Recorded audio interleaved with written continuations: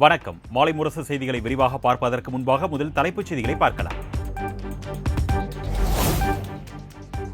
சட்டம் ஒழுங்கை காப்பதில் இந்தியாவிலேயே தமிழ்நாடு முதன்மை மாநிலமாக திகழ்வதாக சட்டத்துறை அமைச்சர் ரகுபதி திட்டவட்டம். பழிக்கு பழியாக நடக்கும் கொலைகளுக்கு அரசு எப்படி பொறுப்பேற்க முடியும் என்றும் கேள்வி. முதலமைச்சராக மாண்புமிகு தமிழ்நாடு முதலமைச்சர் இருக்கிறார் என்பதை நான் இங்கே தெரிவித்துக் கொள்ள விரும்புகின்றேன். எனவே சட்டம் ஒழுங்கை இன்றைக்கு நாங்கள் சிறப்பாக பேணி பாதுகாப்பதால் தான் இந்தியாவிலேயே முதன்மையான மாநிலமாக நம்முடைய தமிழ்நாடு இன்றைக்கும் இருக்கிறது என்பதை யாரும் மறந்துவிட முடியாது, மறுக்கவும் முடியாது.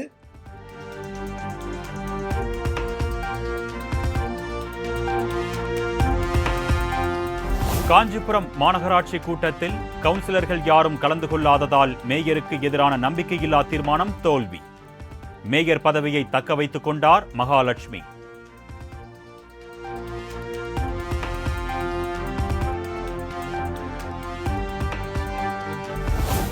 அதிமுக ஆட்சியில் சட்டமன்றத்திற்குள் திமுக எம்எல்ஏக்கள் குட்கா கொண்டு சென்ற விவகாரம். உரிமை மீறல் நோட்டீஸை ரத்து செய்ததை எதிர்த்த வழக்கில் நாளை மறுநாள் சென்னை உயர்நீதிமன்றம் தீர்ப்பு.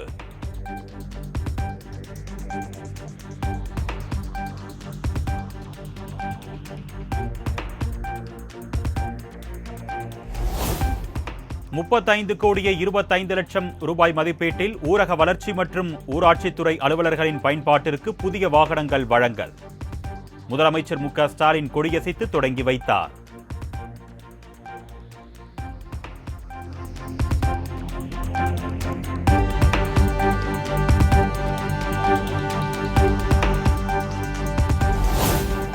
கப்பலூர் சுங்கச்சாவடியில் உள்ளூர் வாகனங்களுக்கு சுங்க கட்டணம் கிடையாது என்று அமைச்சர் மூர்த்தி அறிவிப்பு. அமைச்சர் மூர்த்தி தலைமையில் நடைபெற்ற பேச்சுவார்த்தையில் 2020ஆம் ஆண்டிற்கு முன்பு இருந்த நடைமுறையை பின்பற்ற முடிவு. அந்த 2020 போல இப்போதும் அது அனுமதிக்க வேண்டும் என்று சொல்லி அதற்கான நிகழ்வு இப்போது நிறைவேறியிருக்கிறது.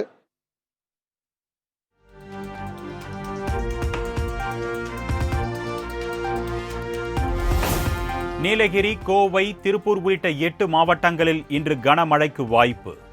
சென்னை வானிலை ஆய்வு மையம் தகவல்.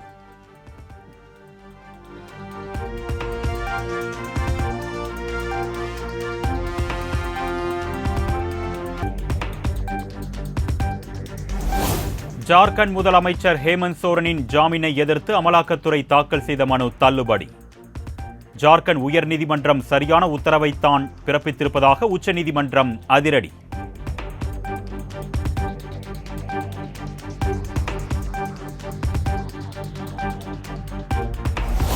தமிழ்நாடு ஆளுநர் ஆர்.என். ரவியை பதவி நீட்டிப்பு செய்ய வாய்ப்பு. ஆர்.என். ரவி பதவிக்காலத்தை நீட்டிக்க குடியரசுத் தலைவரிடம் மத்திய அரசு பரிந்துரைத்திருப்பதாக தகவல்.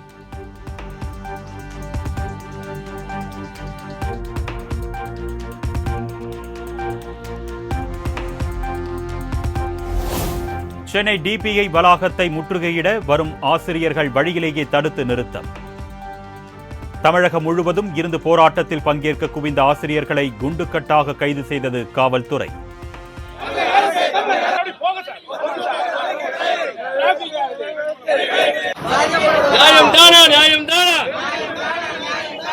அறிவிப்பு மாநாட்டில்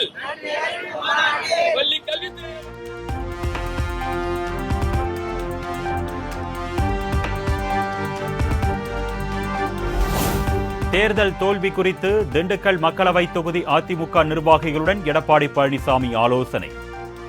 திண்டுக்கல் சீனிவாசன், நத்தம் விஸ்வநாதன் உள்ளிட்ட பலர் பங்கேற்பு.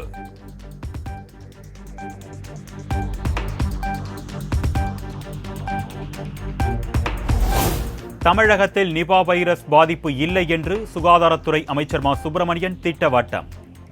மகப்பேறு இறப்பு விகிதத்தை முழுமையாக குறைக்க நடவடிக்கை எடுக்கப்பட்டு வருவதாகவும் தகவல்.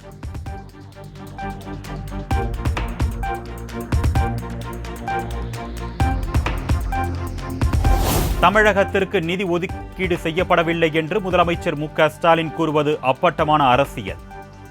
தெலுங்கானா முன்னாள் ஆளுநர் தமிழிசை சவுந்தரராஜன் குற்றச்சாட்டு.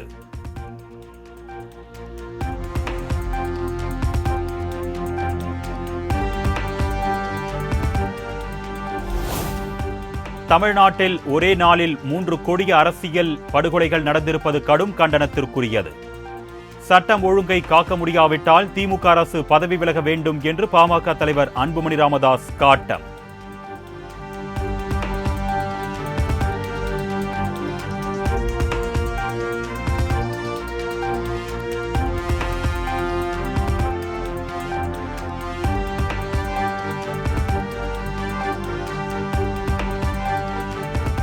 மேட்டூர் அணையில் இருந்து டெல்டா பாசனத்திற்காக 20,000 கனஅடியாக தண்ணீர் திறப்பு. அணையின் நீர்மட்டம் 117 அடியை எட்டியது.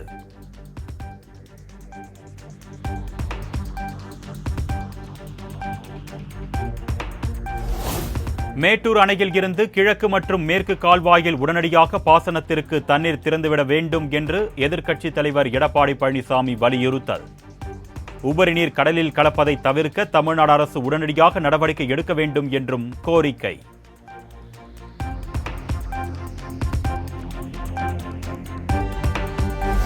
ஒகேனக்கல் காவிரி ஆற்றில் நீர்வரத்து வினாடிக்கு 90,000 கனஅடியாக சரிவு.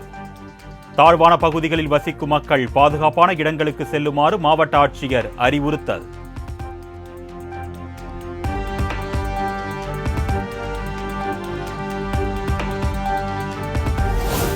தாம்பரத்தில் 4 கோடி ரூபாய் பறிமுதல் செய்யப்பட்ட விவகாரத்தில் நகைக்கடை உரிமையாளர்களிடம் சிபிசிஐடி போலீசார் விசாரணை. நயினார் நாகேந்திரனுக்கு சொந்தமான ப்ளூ டைமண்ட் ஹோட்டலுக்கு பணத்தை கொண்டு வந்தது எதற்காக என்றும் கிடுக்குப்பிடி கேள்வி.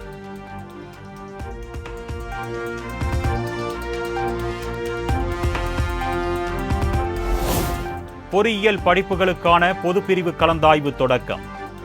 முதல் சுற்று ஆகஸ்ட் 10ஆம் தேதி வரை நடைபெறும் என்று அறிவிப்பு.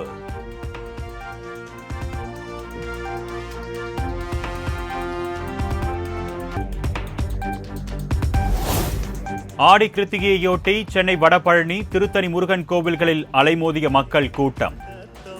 அதிகாலை முதலே வரிசையில் காத்திருந்து மனமுருகி முருகனை வழிபட்ட பக்தர்கள்.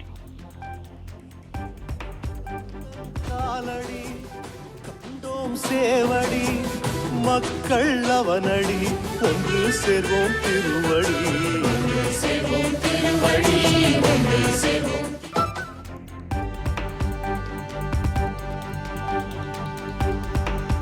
சென்னையில் ஆபரண தங்கத்தின் விலை சவரனுக்கு 400 ரூபாய் குறைவு. ஒரு சவரன் 51,320 ரூபாய்க்கு விற்பனை.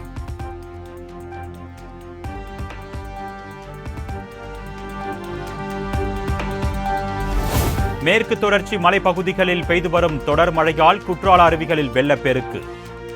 பாதுகாப்பு கருதி அனைத்து அருவிகளிலும் சுற்றுலா பயணிகள் குளிப்பதற்கு 2வது நாளாக தடை நீட்டிப்பு.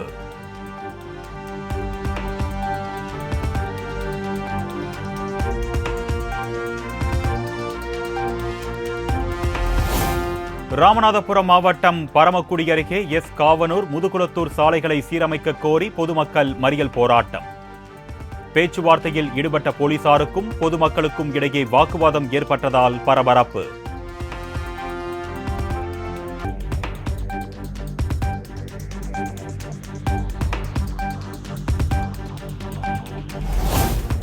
திருவள்ளூர் மாவட்டம் திருவேற்காடு அருகே தனியார் நிறுவன மேலாளர் வீட்டில் 100 சவரன் நகைகள் கொள்ளை.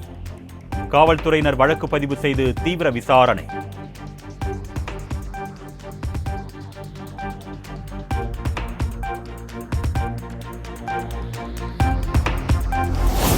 டெல்லியில் பயிற்சி மையத்திற்குள் மழைநீர் புகுந்து மாணவர்கள் பலியான சம்பவம். நீதி கேட்டு கரோல் பாக் பகுதியில் 2வது நாளாக மாணவர்கள் போராட்டம்.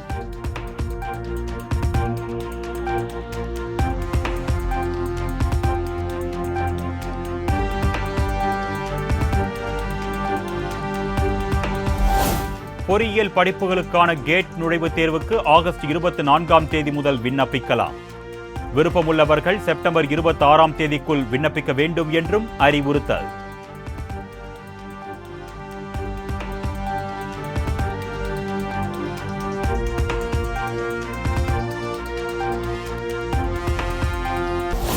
திருவண்ணாமலை அண்ணாமலையார் கோவிலில் நடிகர் தனுஷ் சாமி தரிசனம். ஆடி கிருத்திகையை முன்னிட்டு மகன்களுடன் வழிபாடு. முகம் மறையுது பாருங்க.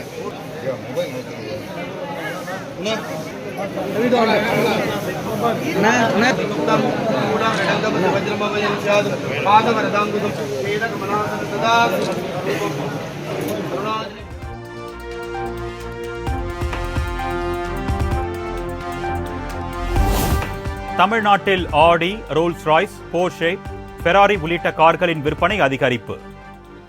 30 லட்சம் ரூபாய்க்கு மேல் உள்ள சொகுசு கார்களின் விற்பனை 46% அதிகரித்திருப்பதாக தகவல்.